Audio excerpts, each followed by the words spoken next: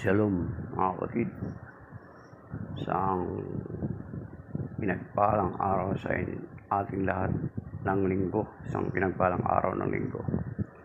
Okay.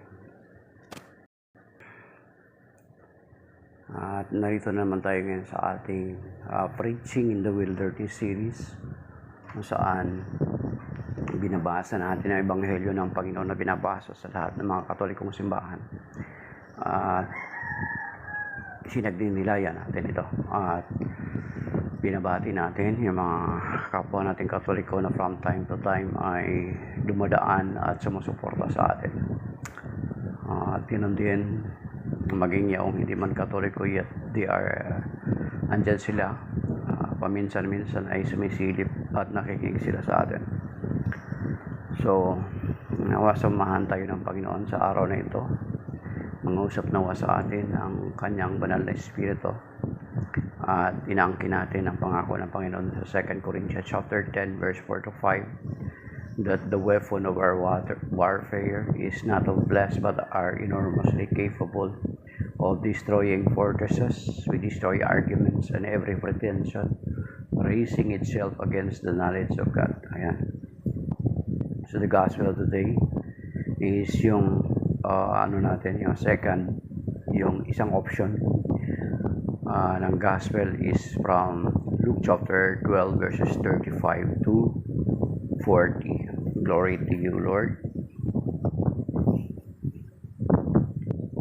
Gird your loins and light your lamps, and be like servants who await their master's return from a wedding, ready to open immediately when he comes and knocks. Blessed are those servants whom the master finds vigilant on his arrival. Amen, I say to you, he will gird himself and have them recline at table and proceed to wait on them. And should he come in the second or third watch and find them preferred in this way, blessed are those servants. Be sure of this: if the master of the house had known the hour when the thief was coming, he would not have let his house be broken into. You also must be prepared, for an hour you do not expect the Son of Man will come. Okay, the Gospel of the Lord. Praise to you, Lord Jesus Christ. Hi, Father Jason. Magandang umaga po. Yan, dumaan sa atin si parang Katoliko, si Father Jason. Okay. Under yata sa Diocese ng Tarlac. Okay. So, yan mga kapatid, ang Ebanghelyo yan yung second option ng readings ngayon.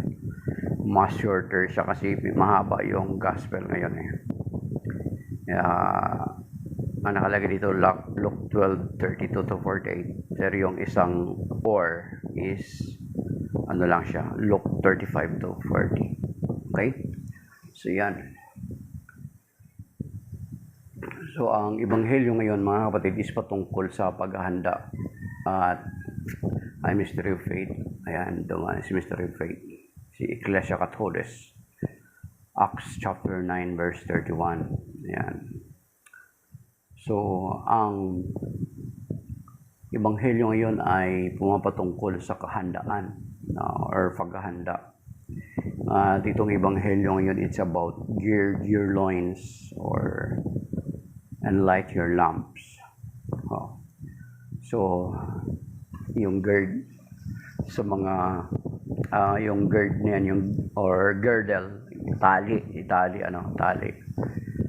kasi yan yung ginagawa ng nanay ko noon kapag yung bata, or ginagawa niyon kapag mga anak. Okay, sa atin, kung bakit binanggit itong sinasabi na gird your loins, kasi sa Israel, sa mga Hudyo, sa kanilang panahon, ang mga damit nila ay mahaba. Itong girding of loins or pagtatali ng bewang, makikita din natin ito doon na binabanggit din doon sa Ephesians chapter 6 verse 10 to 18. Kasi ang pinag-uusapan din naman doon, spiritual warfare, preparedness in spiritual warfare. So sa kanila, ang konteksto nito is mahaba yung damit nila, mga kapatid. So kinakailangan nilang i-gird yung loins, talian nila yung bewang nila, diniangat nila yung kanilang mga damit. At meron pa nga ako nakita niyan sa video how to gird your loins. Yung haba ng damit is yun, iangat, itali nila dito sa gitna.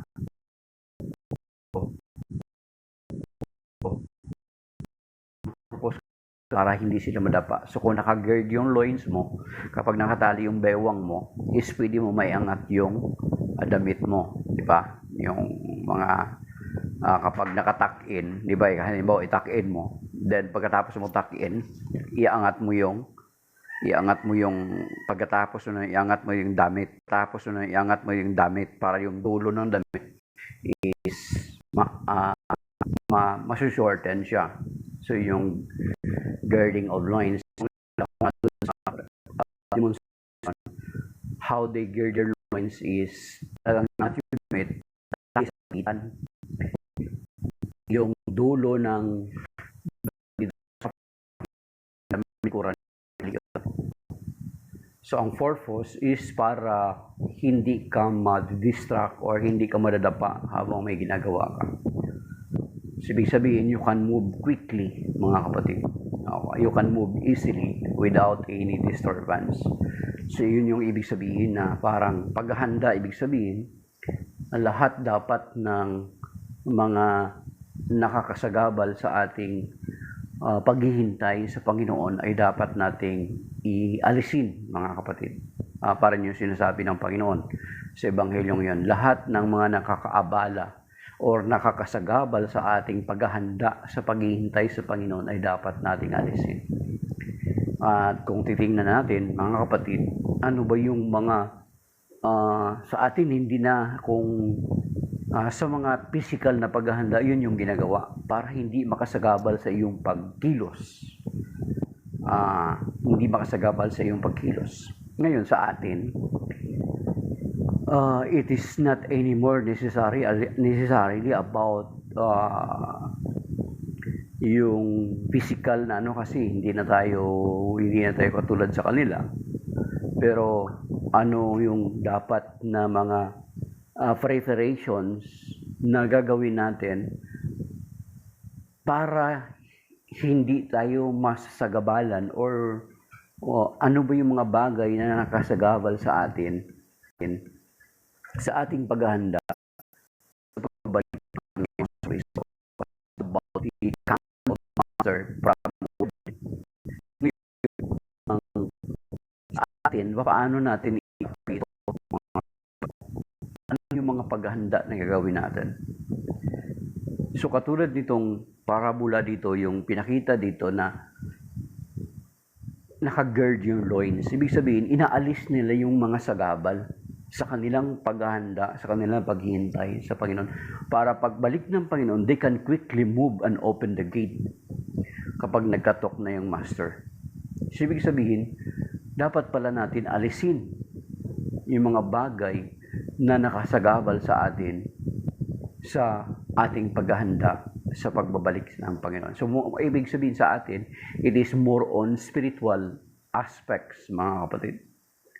Kasi di ba kaya nga kung titingnan natin yung kwento ni Marta at ni Maria, ang kinumend ng Panginoon is kay Marta.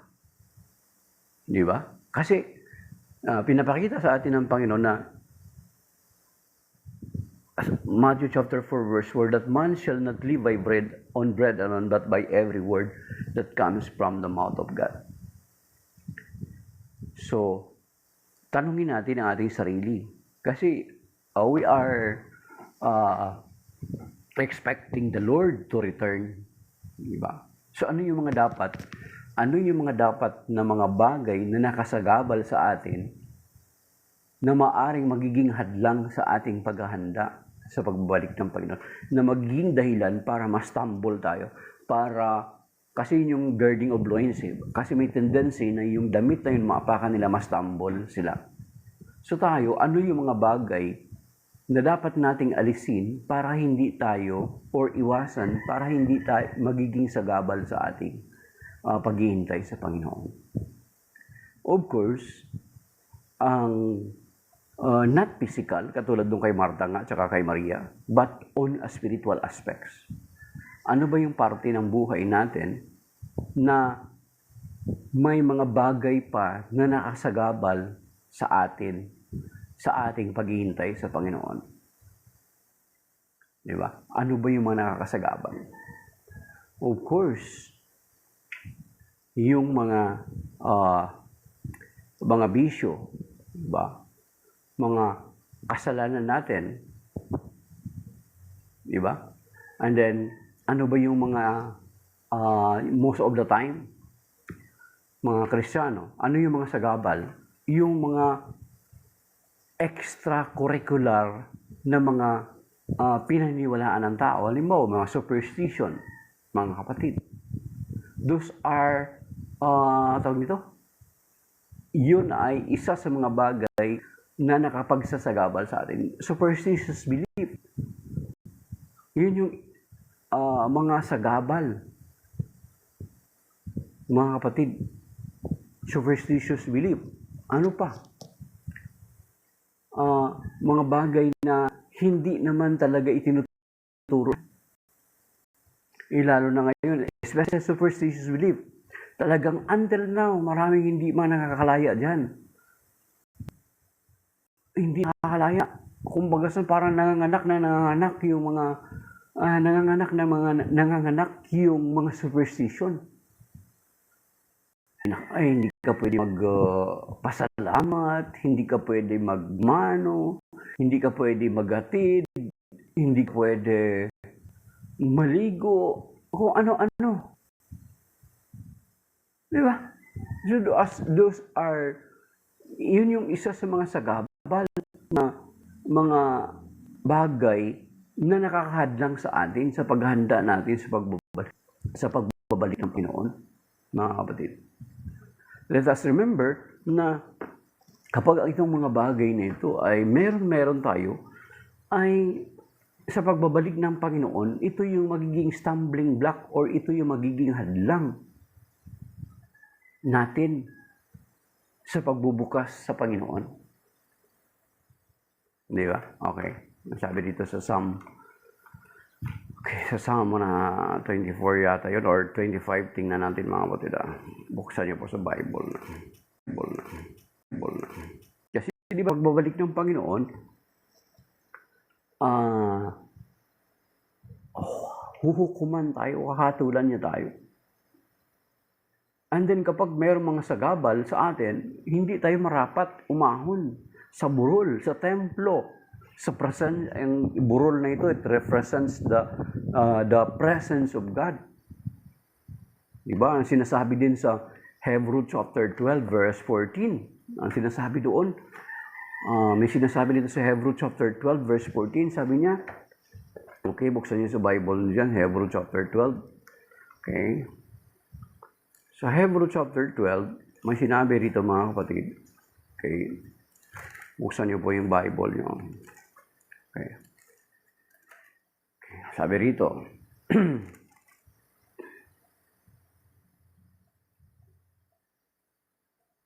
magpakabanal kayo at sikaping makasundo ang inyong kapwa sapagkat hindi ninyo makikita ang Panginoon kung hindi kayo mamuhay ng ganito. So, ibig sabihin, the Lord is requiring us to be holy. Mga kapatid. Di ba, just recently, katulad nung si Dain Medalla, ayan, si Dain Medalla naman, sabi pala, hindi pala siya Katoliko eh. So, yung, siya, Seventh Adventist daw. So, ibig sabihin, yung ginawa niya dun sa Jimenez is talagang for content purposes lang. Di ba? Pinakita dun na lumuhod din siya, kunwari, di ba?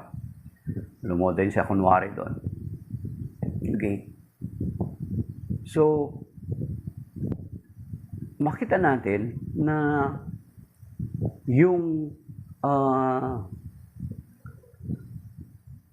mga comment against her ay hindi na rin maganda, mga kapatid. Kumbaga sa parang kung yung level ni Dine Medalla ay ibinaba niya yung kumbaga sa parang ganun yung ginawa niya.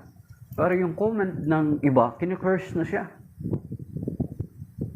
Di ba? Whereas, ang sinabi ng Panginoon sa Matthew chapter 5 na pagpalain ang mga sumusumpa sa atin. Di ba? Yung mga comment, pwede naman magalit pero yung mga comment, kumbaga sa parang ipinantay mo na rin yung level mo sa kay Miss Dine Medalla. Or baka mga iba doon, di naman talaga Katoliko, kumbaga sa nanggagatong lang. Di ba? So hindi tayo aware na sa ating mga sinasabi, nagkakasala na tayo, mga kapatid. Na sinabi ng Panginoon, pagpalain yung mga sumusumpa sa atin. Di ba? Sa Matthew chapter 5. Ibigin pa, inutusan pa nga tayo ng Panginoon, ibigin ang ating mga kaaway. Meron pa nga binanggit dito sa Romans chapter 12. Mga kapatid, bigat nito. Tingnan nyo sa Romans chapter 12, puntahan natin. Okay, buksan nyo po sa Bible. Romans chapter 12, verses 14, mga kapatid.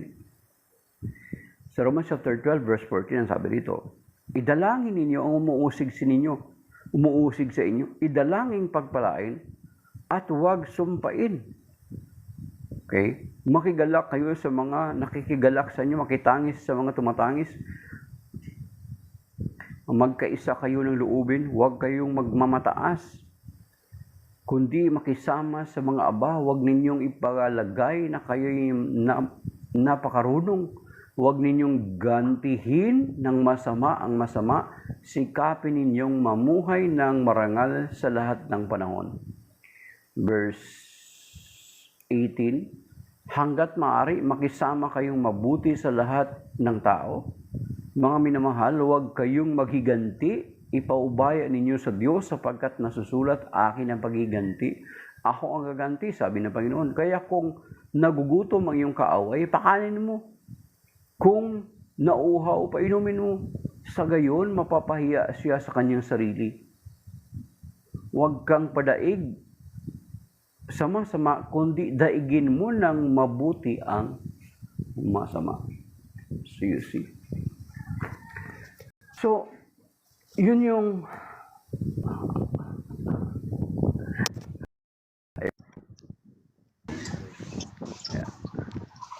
Musta po? Hey, brother! Sa Baguio ka. Ikaw pala to. Kumusta ka Ano na? po kayo dyan sa Baguio? Hindi, Mabuti nandito kami naman sa po. Cebu. Sa Cebu. Cebu, dito kami Sa Baguio, si Brother Noe nasa Baguio ngayon eh. Oh, kasama kayo that time? Ay, hindi ako nakasama doon. Andito si Aden, oh. Ay, Sir Adel. Ang Tinitestingan ko lang. ano. Nag-testing lang ako sa TikTok. Ang ganda ng ano mo, ang ganda ng area mo. Oo. Ayan. Dito kami sa bahay namin ngayon. Nasa Saan yan? Sa Pardo? Sa Toktok kami. Galing Bundok pa, ganda bundok. nga eh. Oo. Mataas pala yung sa inyo. Maulan dito. Oo nga, Kala ko Baguio kasi may mga pags. Parang bagyo na. Opo. Binagyo. Kumusta na kayo dyan? Ay, si ano ba? Okay naman po. Okay naman. Sana makabalik kami dyan. Kasama kami, Adin. Sa sunod, baka may ano na eh, meron na akong ano eh. Meron akong speaker meron na kaming speaker sa December 5. Next time, Kapag ano, dalawa kayo. Yung kayo mismo, Kaming, yung dalawa. kaming dalawa. Oo. Oo. Sige. Sige, Kasi, brother, paano ba ito? inassign ako ni... Ha? Oo. Sa, sa, sa Taytay pa rin, no? Taytay ba yon? Opo, opo. Opo. Dali, tawag dito sa ano, sa December 5 kasi meron akong speaker na assign akong ginawa ni Ate Aida. Oo. Taga dito sa amin. Oo. Wala ko. Nasunod, kung lodo ng Panginoon. Sige lang, next time. Kasi puno rin kami ng mga schedule ngayon. Babalik kami this coming August 20 pa Mountain Province kami. Isang buwan kami doon. Kala ko nagtatagpo kayo ni Brother Noe doon ngayon. Oh, si Noe umuwi na, nasa Cebu na siya. Ano, Manila, no? Manila na siya. Kasama sila ni Jared, yung bagong convert sa MCGI. Galing. Aas pa rin yan sa inyo. Sige, brother, ha? Thank you. God bless, ha? Sige po, salamat po, salamat. God bless you. Okay. Bye. Bye.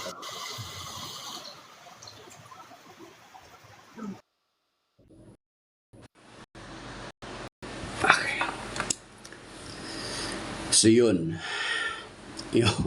Si Brother Bo, ayun yung international pastor, Presbyterian pastor na nakabase sa South Korea bago siya nag-convert pabalik sa Catholic Church.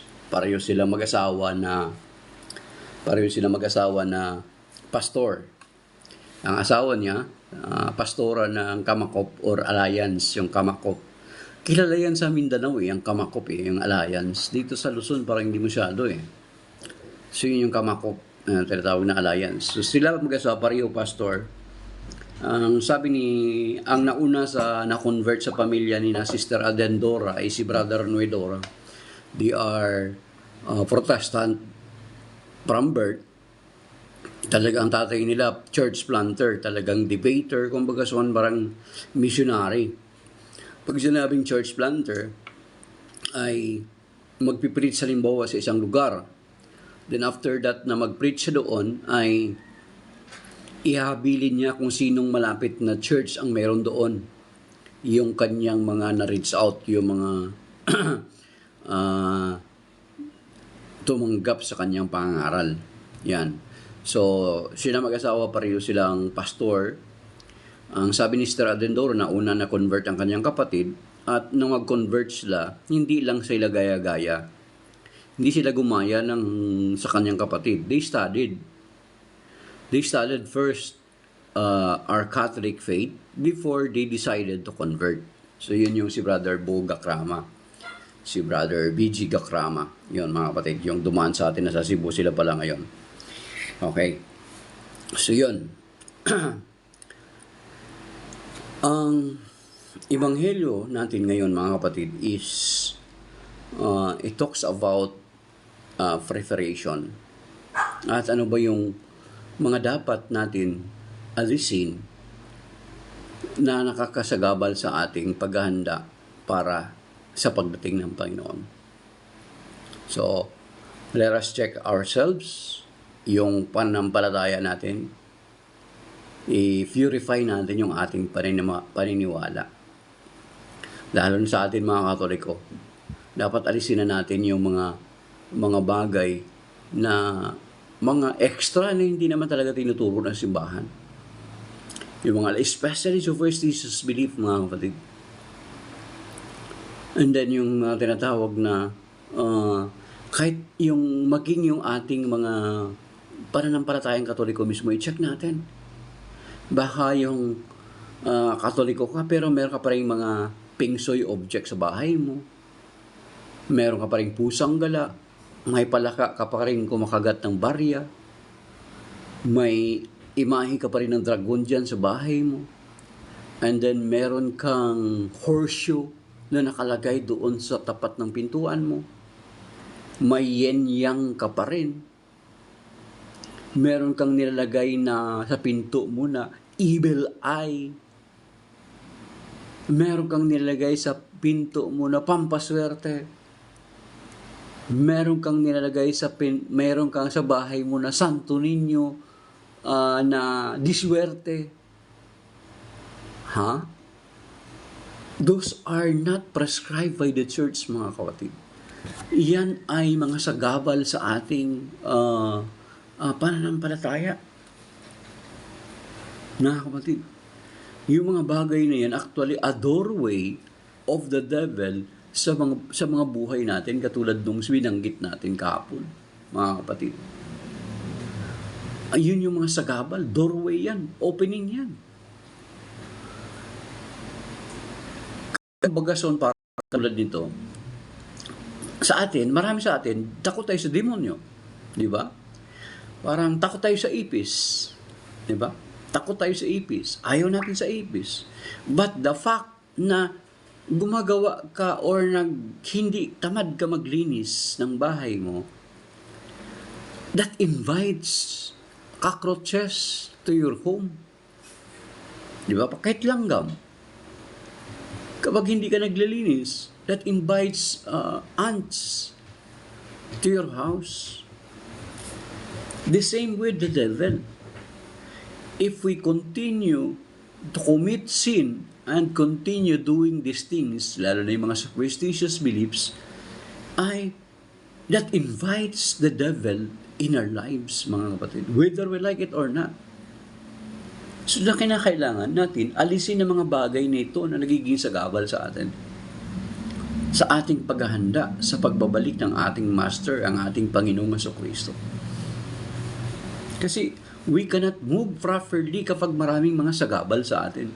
Kaya nga ang sinasabi ng Ebanghelyo ngayon, that let us gird our loins, mga kapatid. I-gird natin yung loins natin.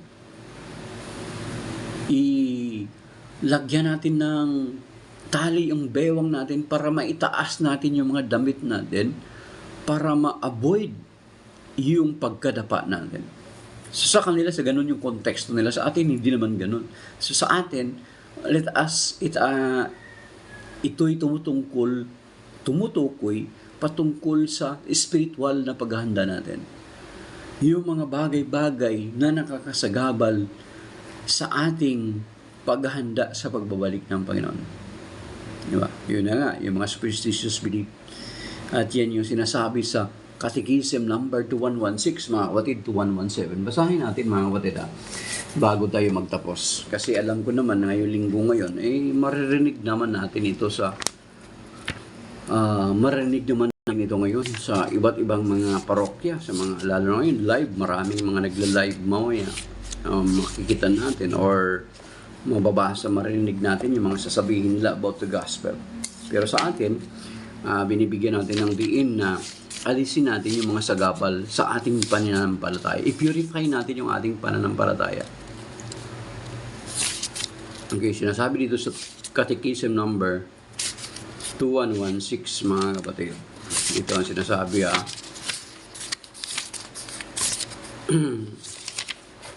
sabi dito. Sa Catechism ito,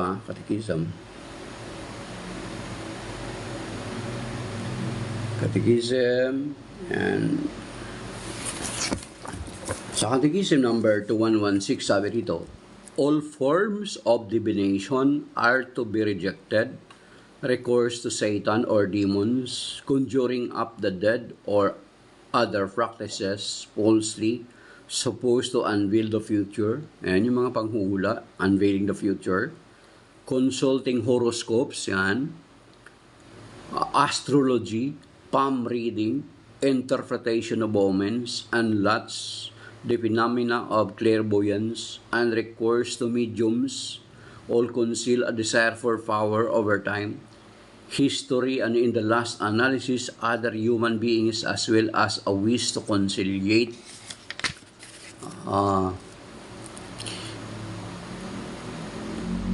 hidden powers. They contradict the honor, respect, and loving fear that we owe to God alone. All practices, 2117, all practices of magic or sorcery by which one attempts to tame occult powers so as to place them at one's service and have a supernatural power over others, even if this were for the sake of restoring their health, yan, sa mga mananawa, sa mga albularyo, di ba? Are gravely contrary to the virtue of religion. These practices are even more to be condemned when accompanied by the intentions of harming someone. Yung pangkukulam, panggagaway, di ba?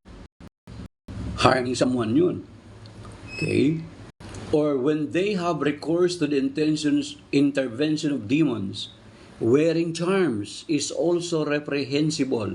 Spiritism often implies divination or magical practices. The Church, for her part, warns the faithful against it. Recourse to so-called traditional cures does not justify either the invocation of evil powers or the exploitation of another's credulity. So you see, so tahasan na sinasabi ng simbahan yun, mga kapatid. Because those are nagiging sagabal sa ating paglapit or paghahanda sa pagbabalik ng Panginoon. So, ang bigat nun, na ang superstition, kung babasahin natin, diretso natin dito sa 2138, dito sa summary, mga kapatid. Sa 2138, ang sabi dito,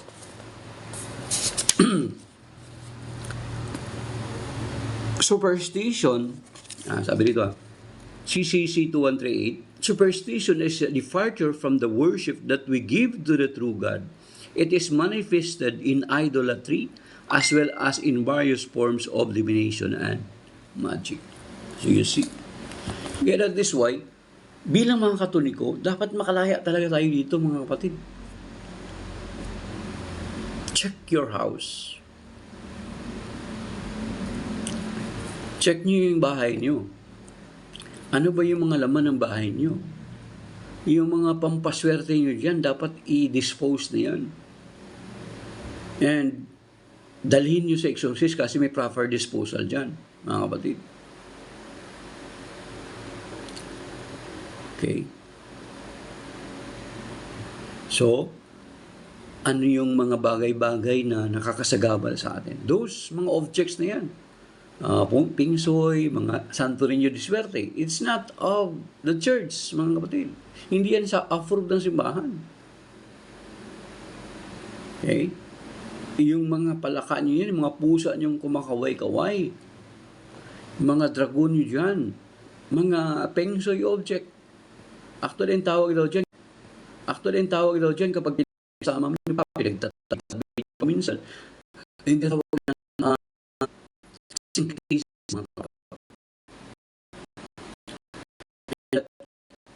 violates the second commandments. It falls on idolatry, mga kapatid. Kasi hindi mo ibinibigay yung ganap mong pagtitiwala sa Panginoon. Ang pagtitiwala mo ay inilalagay mo dyan sa object na yan. Kapag meron ka yan, siswertehan ka. Ibig sabihin, yung paniniwala mo is not sa Diyos, kundi doon sa object na meron ka. Okay. So, yan yung sa atin. Yan yung mga sagabal natin. And many others, yung kasalanan natin. Kasi, ngayon nga sa atin, yun nga, physical kasi ang pag-ano doon ng Panginoon. Paghalin tulad yan ang paghahanda. Na kailangan i-gird mo yung loins mo, talian mo yung bewang mo para maitaas mo yung damit mo. Para kapag mataas yung damit mo, maitali mo, hindi magiging sagabal sa pagkikilos mo. Pero sa atin, ang ating ipaghahanda is yung spiritual na aspeto. I-check natin yung ating buhay, ang ating pananampalataya. I-purify natin, mga kapatid. Especially for us, Catholics. Alam niyo kung bakit na marami mga tao na until now ay under pa rin sila sa na bondage or naaalipin pa rin sila doon sa paniniwala sa superstitious belief, mga superstition, especially sa patay, because may kaakibat na takot. Kaya maraming mga anak, sinusunod nila yung pamahiin na ipinasa sa kanila kasi dahil sa kaakibat ng takot. Huwag kang gumawa ng ganyan kasi huwag kang magwalis. Baka para tayong wawalisin. Mas pinaniniwalaan natin yung salita ng tao kaysa sa salita ng Diyos. The Bible.